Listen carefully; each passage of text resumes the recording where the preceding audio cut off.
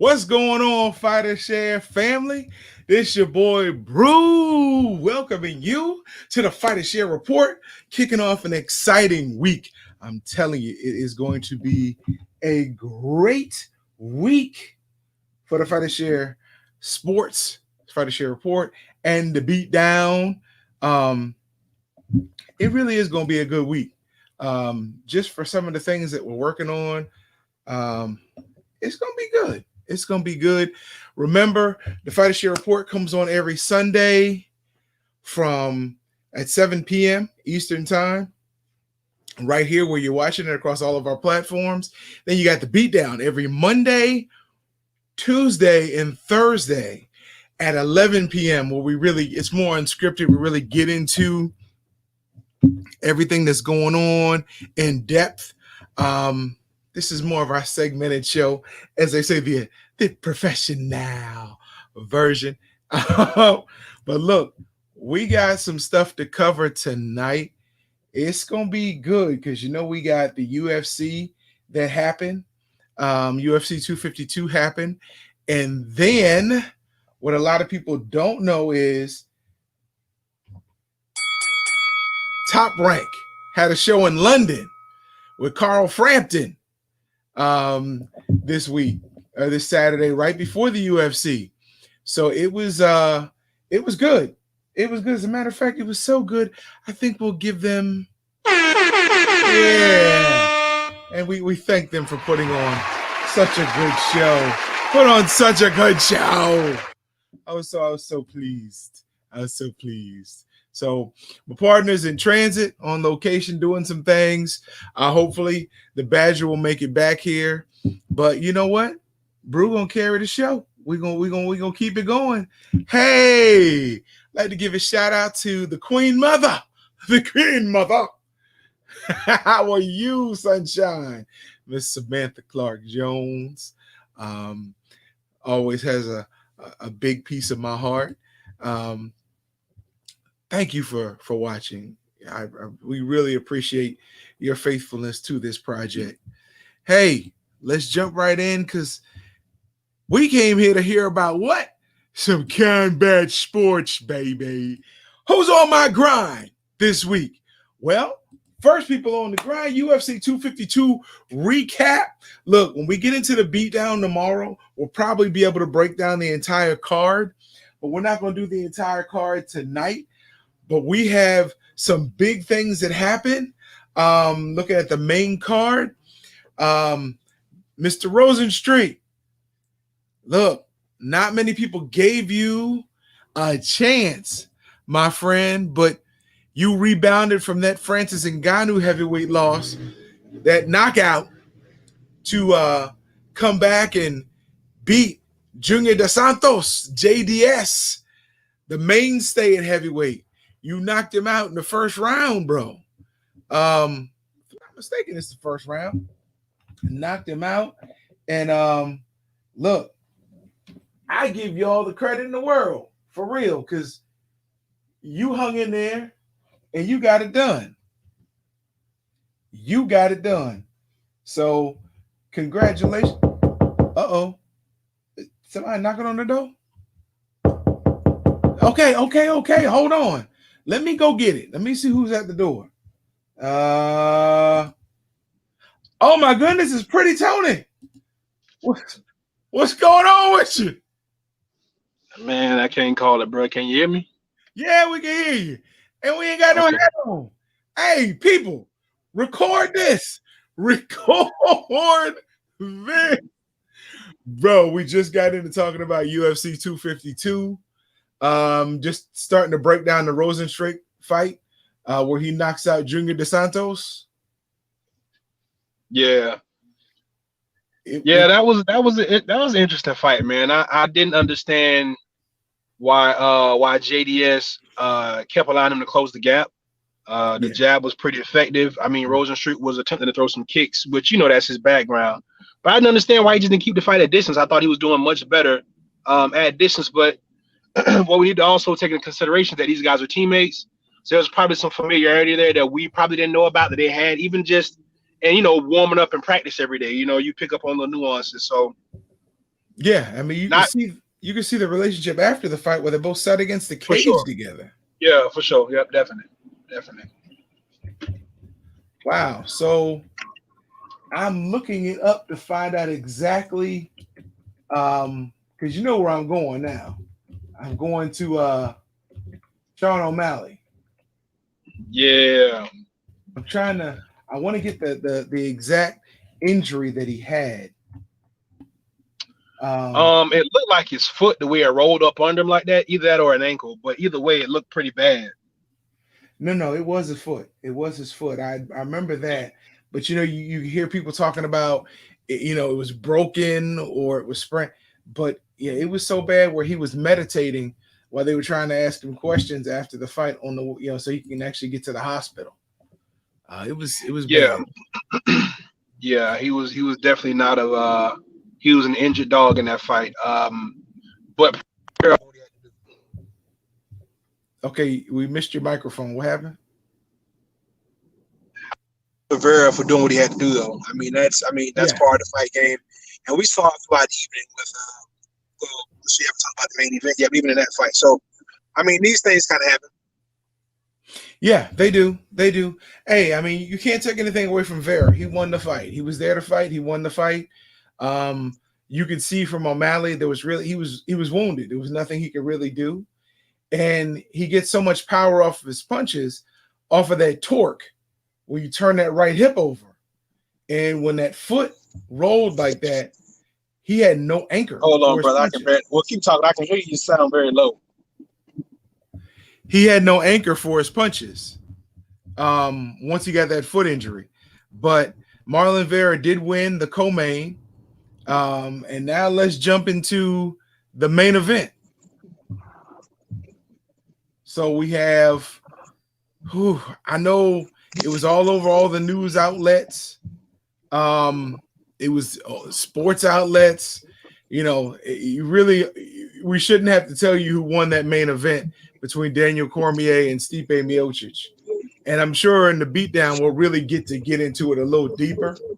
But congratulations to Stipe Miocic. He defended his UFC heavyweight title against Daniel Cormier. He won a decision, 49-46, 49-46, and 48-47. You know, shout out to Daniel Cormier in this one. Hey, you got nothing to hang your head on. Not that you need us to say this, not that you really want to hear this today, but you know, you're under being a UFC Hall of Famer, being a 2-division champion like that. And look, Stipe, congrats, man. Big up because you came in, you fought a smart game plan, and it allowed you to cruise the victory. Well, not cruise. You had to work. You had to fight. But you woke up this morning with your belt. That's what was important for you.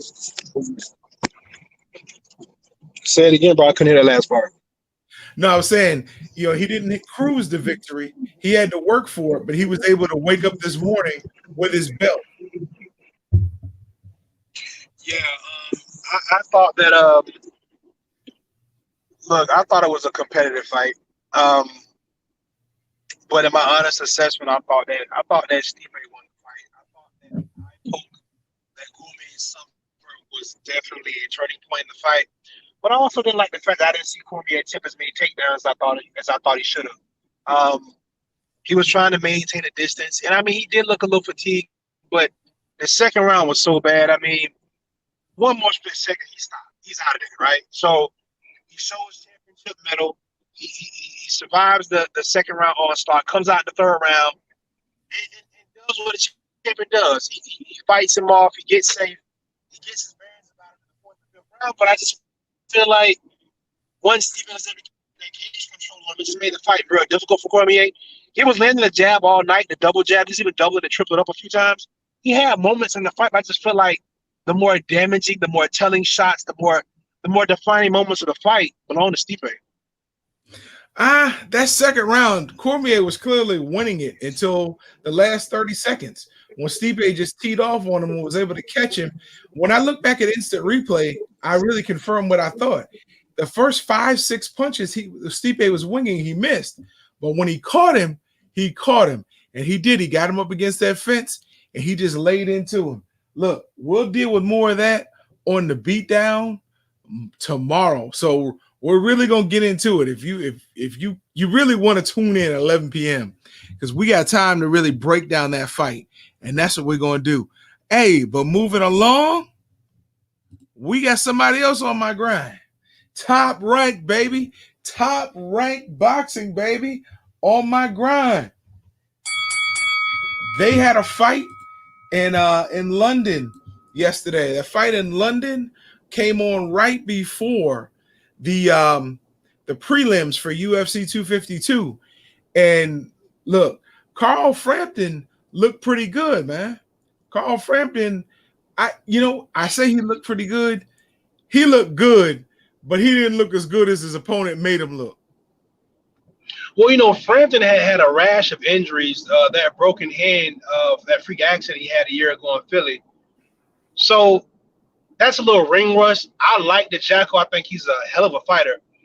You're right. He and early on he didn't look good at all. He had trouble finding his opponent's distance and his range. The guy was much taller than him, which is the case in most of Frampton fights. So I really don't want to give him too much of a built-in excuse there. But his timing was a little off. But once he got settled in, he started picking his opponent apart. And then what the shorter guy usually does, that inside body work against a taller fighter, eventually just broke him down. I was okay with the performance. I mean, first fight in a little over a year, maybe a little longer. I expected that. I didn't expect his opponent to quit in the ring. He got hit in the body and just said, I mean, yeah, he had already gotten knocked down. I get it. Yeah, he already dropped him. Yeah. I mean, you're a professional. I've never seen anybody since Roberto Duran said no mas. I have not seen anybody else just look at his ring, look at his corner, and like, hey, throw the towel and I'm done in the middle of a round. I'm in agreement with you. I'm in agreement with you there. I will say this though, we have seen guys take knees before. I don't want to rip the kid too much for that. I mean, he didn't pull a Curtis Harper. I mean, he didn't do that, right? He got in there, he fought, and he fought competitively for what was it, 6 rounds? Yeah. I mean, he earned his money. I mean, I'm not too mad at that, bro. The body shots hurt, they're debilitating. Maybe when he got up from the first one, he got up to the second one, and just probably didn't feel like he had his legs together. At Frampton, being the pro that he is, went right back to the same area. I mean, a little dramatic, yeah, but I mean, he knew it was going to be a long night. So I'm whatever. not giving him a pass on it. Take his paycheck. You don't do that, man. You don't do that. I mean, listen, we've seen worse. It wasn't that bad. Just because we've seen worse, it doesn't excuse it. But it wasn't that bad. You literally went like that. Hey, I'm done. I'm done. But it wasn't that bad. I've seen worse. I've seen worse instances of guys quitting the ring than that. Look, it still doesn't take away from it. We're not going to remember this 3 or 4 years from now. No one's going to remember. I will. I sure going to remember this one. Yeah, you won't. If I ever see that dude again, boo! I will boo him at a nursery school play. Boo! You do that anyway. Hey, that's supposed to be between us. Listen. Yeah, I said it. Lomachenko versus Teofimo Lopez will be a free fight on ESPN, baby. Free, not a pay-per-view. Free. Look, Uncle Bob is trying his best to win. This is a pay-per-view fight any other time in the century, except for right now. Why do you think it's free?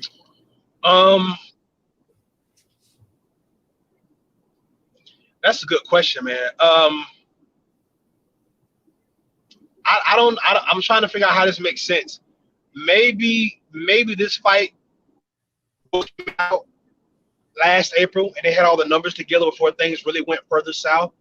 So maybe they already had like a contingency plan for this. Maybe they knew that they were going to put this fight on public TV or free TV back in April when we first heard a lot of grumblings about the fight possibly being official. So maybe they sold some extra sponsorship spots. Maybe some big people came in and stepped in to buy up advertising. I don't know, but I'm not complaining. I'm happy about it. So good for the sport. And I mean, think about this too. maybe Top Rank is trying to play a long game, right? They just signed a bunch of heavyweights. These are the two bell cows of their brand, without including Terrence Crawford. Maybe this is a way to get more cachet built around your fighters. Maybe this is a better day to help them long term as far as marketing. So maybe that's the case. That's all I can grab from it. I mean, it makes it. I get what you're saying, but I've never seen.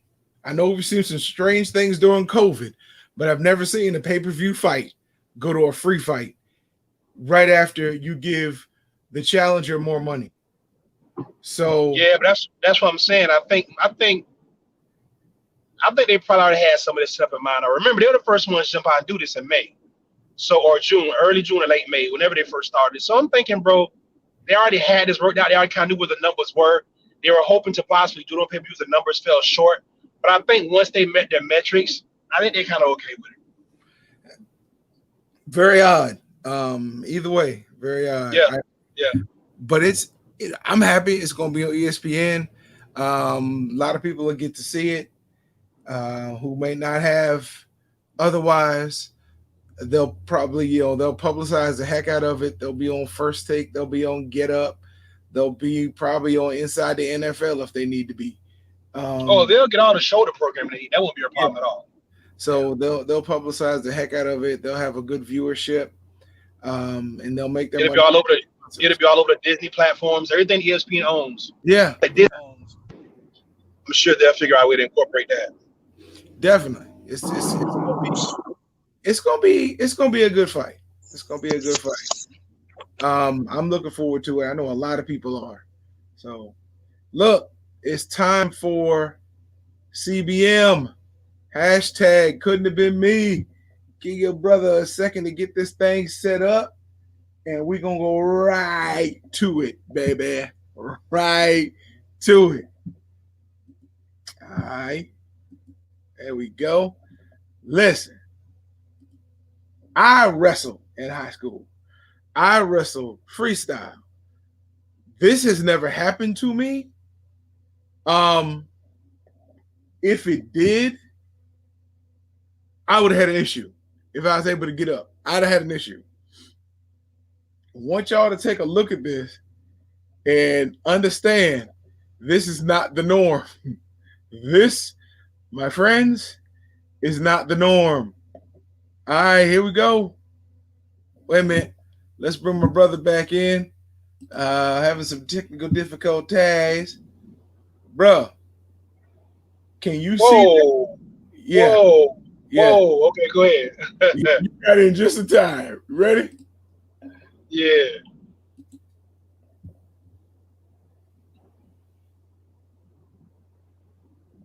Bow! Oh, was that like a power bomb? Was that like a WWE power bomb I just saw, bro? It was a sit out power, and he got up and said, "It's over." Watch him. He got up and said, "It's over." Oh my goodness. Oh my gosh. Oh man. Now watch how the brother gets up. It's over. Whoa. Hey, okay. First of all, my wrestling skills aren't very good. There's a chance that probably could have been me. But just in case it had been, just know that we're going to find out how good he is at evading fists and feet and maybe even some lead. Man, listen, you can't do like that in the age of social media, bro. But look. Nah. Then he held you there. Yeah, that was all kind of disrespectful. Like he was waiting for a 3 count. Yeah. I mean, and then when you get up and you do that, it's over. It's over. It's over. Yeah. Yeah, he was pretty hard for that. That was pretty exciting. Let me ask you, how old is that clip, bro? That looks pretty recent. It is recent. Dang. It had to be in the last year, I'm assuming. Man, that is amazing. Yeah. Was that high school wrestling or college wrestling? It looked like high school wrestling. But it had to be freestyle, honestly. Right. It had to be freestyle because you can't elevate and do that in high school. Right. You have to place somebody down safely. But freestyle, nobody. That's why we all wanted to do freestyle wrestling. Because that's a 5. If you get him up over your head, that was a 5-point move. I used to love catching him. Come here. But I have never done that. Well, in practice, I did one time, and the coach didn't catch me. But I'm talking about in a meet. Oh, I'd have cut that highlight up myself and sent it out. That was brilliant. I hope the kid was okay that was on the receiving end of it, because that could break your neck. Yeah, that could have ended so many. Yeah. That could have been all bad. It could have been all bad, much worse than what it was. So yeah, he's lucky. Oh, and then dude got up and said, I'm like, dude, somebody had to sit you down, because I know that was a pretty move, and I know you hype, but yeah, that's one you gotta, yeah. That's all I can say. That was smooth. That was nice. Couldn't have been my son, because I'd have been out on the mat. Like you said, you'd have had to have some boxing skill at that point. Because I'm going to tag you. Hey, man, you can't be like that, bro. Whatever. You do that to my child. And then I'm going to hit my child for letting it happen and not getting up. You can't be like that, brother. Listen, it's all in the run of a day to be a dad. Hey, it was a good show. Yeah, I feel you. We covered the 252 recap, UFC, Top Ranks London. That was a good showcase, man. At the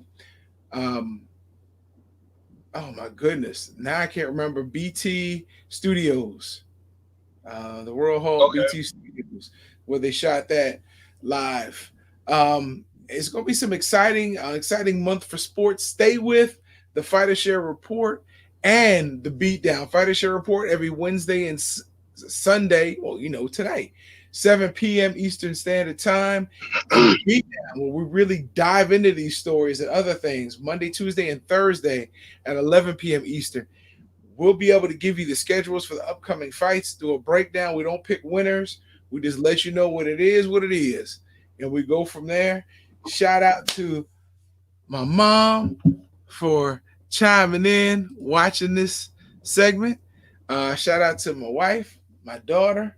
Shout out to Matthew Wilson, who's doing some great things in his life. Young man who beat all the odds that could have beaten him. Shout out to him. All right, Badger, anything you want to add?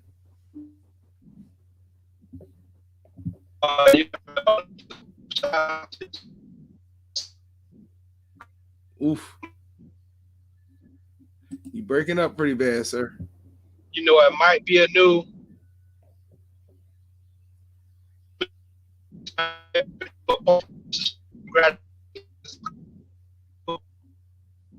one of the greatest heavyweights to ever do it inside of the octagon. He's riding off into the sunset, albeit not with